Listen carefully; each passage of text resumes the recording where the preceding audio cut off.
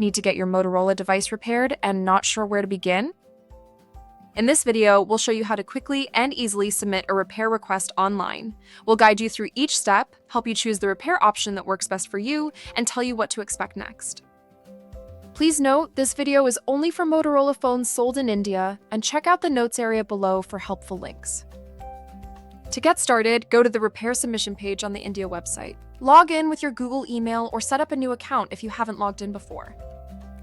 Choose from the devices you already have registered, or add a new device by entering the IMEI number. You can find the IMEI number by dialing *#06# on your phone keypad, or you can check your phone purchase receipt. Now that your device is selected,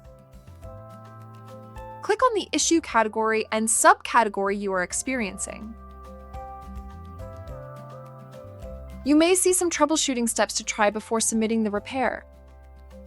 Next, you will see the available service options for your device. All devices are eligible for carry-in service. In addition, some select devices will be eligible for our premium pickup and drop-off service. In this example, both carry-in and pickup and drop-off options are available. If you choose carry-in service, enter your postal code to see the nearest repair centers. Choose a repair center and set your starting address to get directions. If you have the pickup and drop-off option, the repair center will pick up and deliver your device. The repair center will call you to arrange the pickup.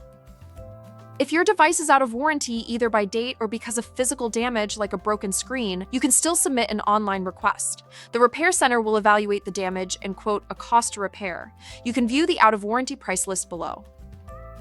After selecting your service option, you'll be asked to enter your contact details. We suggest adding an alternate phone number in case the repair center needs to contact you during the repair. You will also need to provide a description of the issue with your device.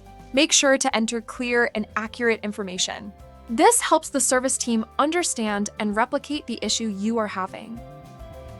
Once you've completed all the required information, click on the Submit button and your service order will be generated.